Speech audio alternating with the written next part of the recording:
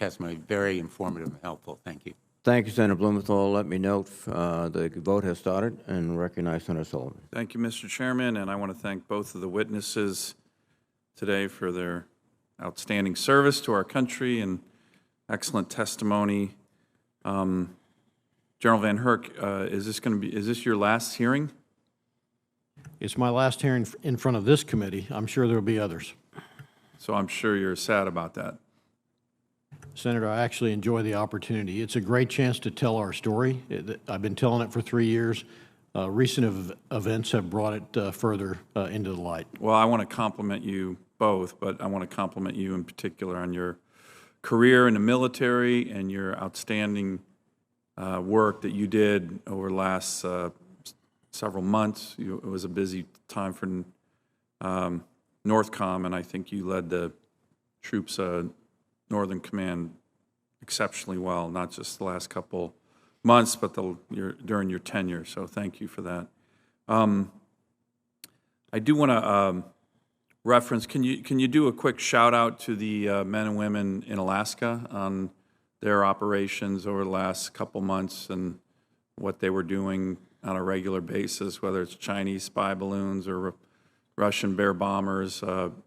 Just your thoughts very quickly on General Nahom and the team up there, including the Guard and Reserves. Yeah, some exceptional work, not only in Alaska, but across the department, especially when it comes to the high-altitude balloon. That was PhD level employment tracking, but most importantly, the engagement. That balloon went down, as you know, on the ice shelf off the coast of northern Alaska with limited infrastructure to support. And the National Guard stepped up, Tory Sachs and his team, and General Nahom, to do incredible work in just incredibly challenging conditions and monitoring additional potential threats to our homeland. So I couldn't be more proud of the entire team. Okay, thank you on that. And Mr. Chairman, I think this hearing has clearly highlighted the need for serious FMS reform. Senator Budd and I were in the Middle East on a CODEL with Senator Rosen, Senator Kelly, a number of us, and everywhere we went, our allies, our military were like, you got to fix FMS, it's killing us. So I think that's something we need to be looking at hard during this NDAA. General Van Herk, can you briefly touch on the highlighted challenges of domain awareness? You have been talking about this for 3 years, but I think the Chinese spy balloon and other recent activities have really driven home what you've been talking about and how we need to do it more rapidly and in a timely manner. Yeah, so the bottom line, Senator, is if you can't detect something, you can't defeat it, and you certainly can't deter.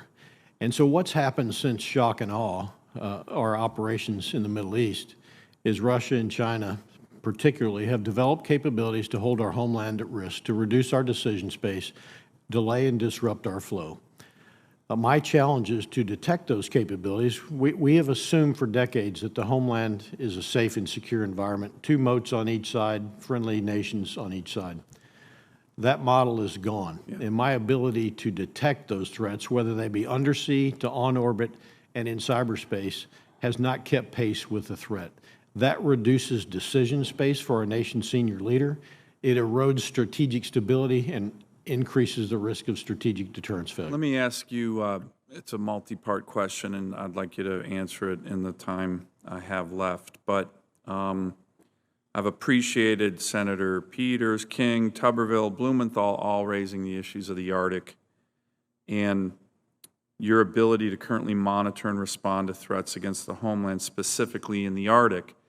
Now, can you also explain why the Arctic, why the Alaska avenues of approach are so important, not just to Alaska? We want to protect the great state of Alaska, my state, but we also recognize, and you recognize, that Alaska often is the avenue of approach with our adversaries' weapon systems to attack the lower 48 if they were going to do that, whether that's Chicago, Miami, or New York.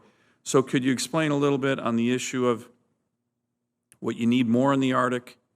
I appreciate your leadership on this, and the domain awareness issues that relate to the importance of those assets in Alaska, not just for Alaska, but for the whole country.